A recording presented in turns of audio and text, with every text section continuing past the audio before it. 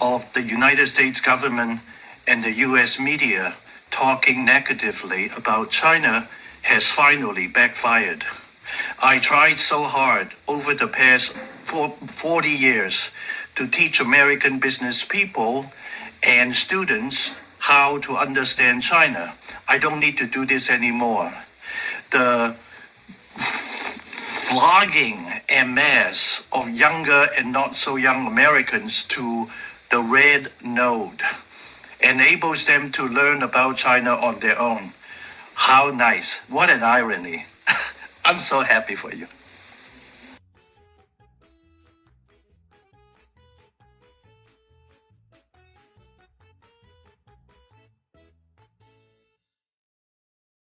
Hello, beautiful creatures of the world, and welcome back to Coffee with Kerri-Lynn. We are experiencing the 48th hour of the 72-hour stomach flu situation that's going around the far north of Maine, up along the Canadian border, throughout the country. And I have been reading other people's comments about this particular little itty bitty viral stomach thing, and it tends to come to its conclusion in 72 hours. So sometime tomorrow I will be feeling as fit as a fiddle in the crown of Maine. I hope everybody is having a beautiful day wherever you might be. I hope you're having a day filled with fabulosity and dang good coffee. You deserve dang good coffee to get through your day. And while you're at it, have a second cup for me, because I just can't do coffee today. We're doing green tea and water, and it's just a very boring, bland diet that I've been on. I've been up since 2 o'clock this morning, tossing and turning, just couldn't get to sleep last night. So I took myself over to the couch and I put a few extra logs on the fire, and I started doom scrolling at 2 a.m. and discovered a wonderful article from CNN, the CIA news network. And it just reinforced my last few videos of RedNote, where the ignorant Americans in all their glory show their ignorance on RedNote. It's absolutely fabulous how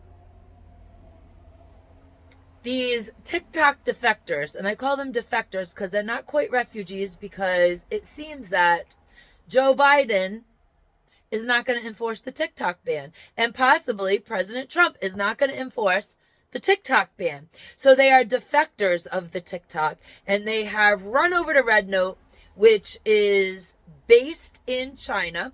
It is controlled by Chinese culture and the CCP, the Chinese Communist Party, and they thought they were going to run amok and do what they want, and they are literally getting set in their place because they didn't bother learning anything about Chinese culture and how things work in the country of China.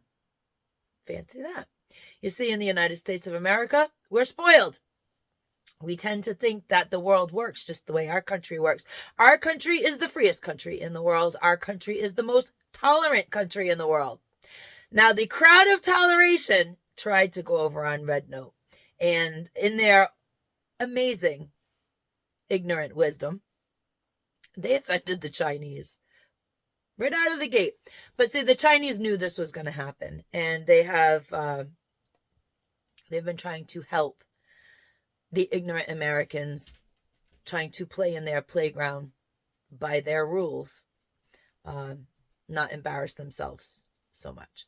And as I said, there are 2 genders in China, not 92 genders. China is a culture that is filled with excellence. That is their standard. If you are not excellent in China, boy, you have a problem with your parents. China is a country that is filled with tradition. China is a country that is filled with respect for the elders. China is a country that is filled with respect peer to peer. You're not better than me. I'm not better than you.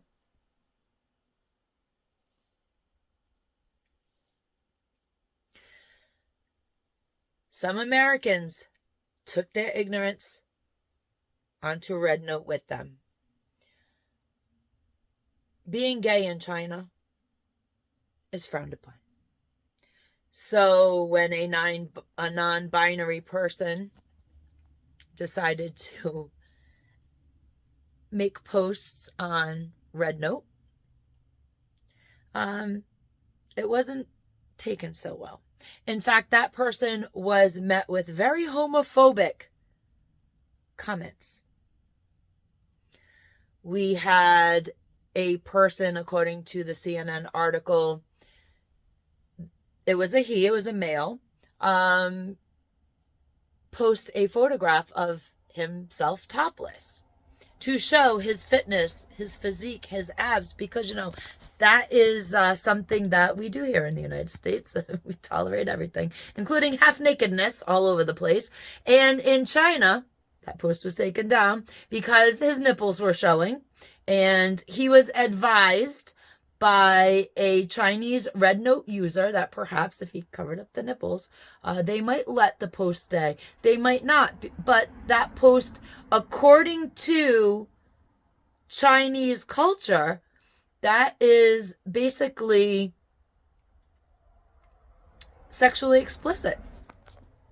A thing that anything goes here in the United States. You can post anything you want in the United States, no matter where you want it, you can post it. We have all over our social media, we have scantily clad, nearly naked.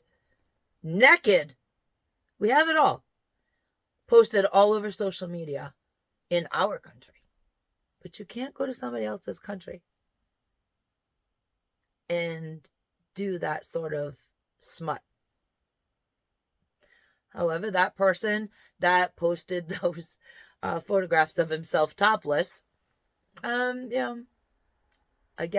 did not research or bother to learn anything about the Chinese culture. There are many, many, many disappointed Americans who took all their glorified American ignorance over onto RedNote.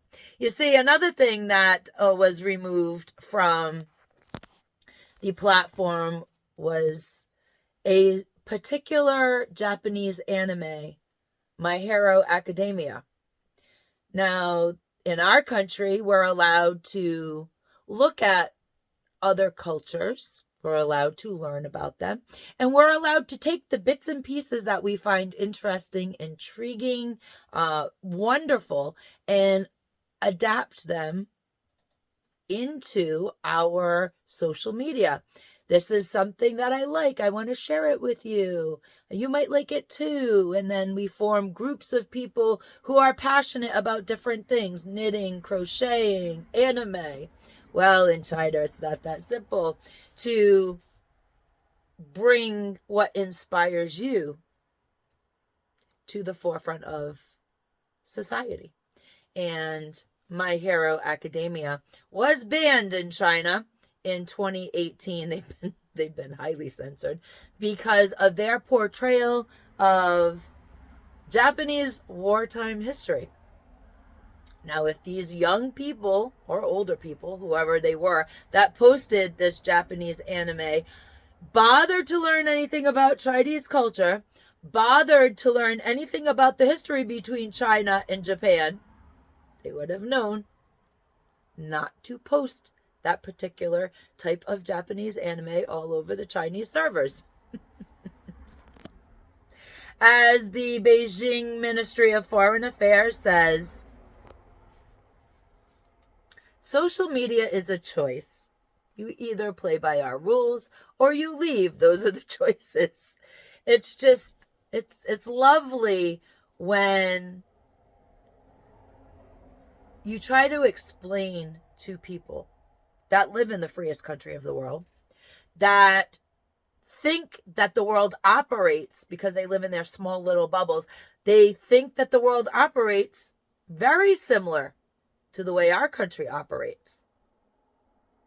They know it all, and they're going to go to a foreign country, whether it's on the internet or not.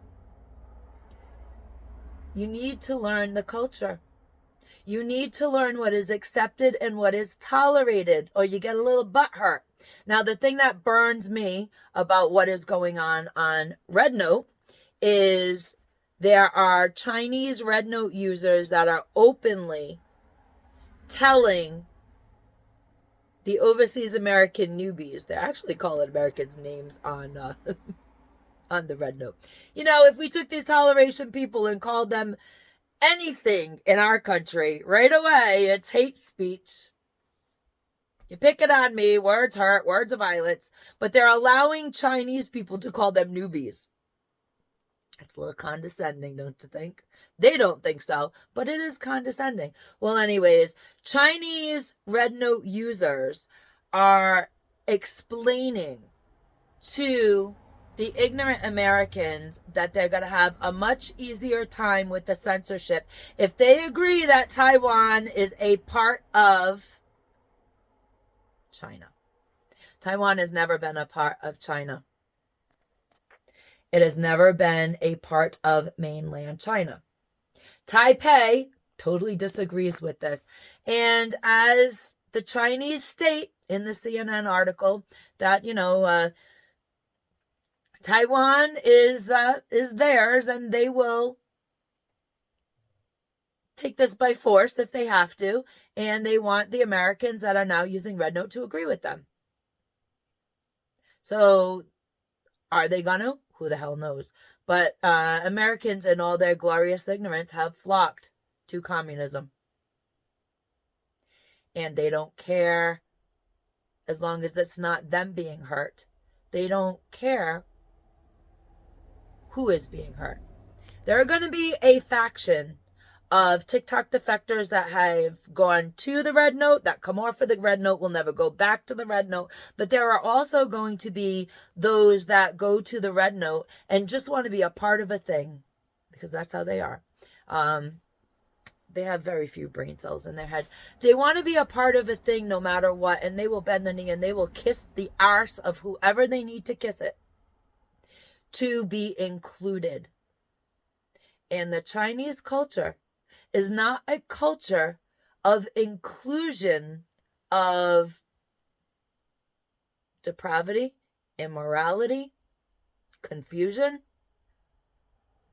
They're a culture of excellence.